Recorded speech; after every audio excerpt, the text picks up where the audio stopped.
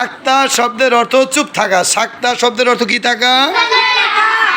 সাক্তা শব্দের অর্থ কি থাকা? এটিও একটি ওয়াকফের মতো, তবে নিয়মটা একটু ভিন্ন। যেমন সাক্তা মূলত থাকে তোমার কোরআন মাজিদ দুইটি শব্দের মধ্যখানে, দুইটি শব্দের মধ্যখানে। প্রথম শব্দ বলার পর শ্বাস জারি রাখতে হয়। কি জারি রাখতে হয়?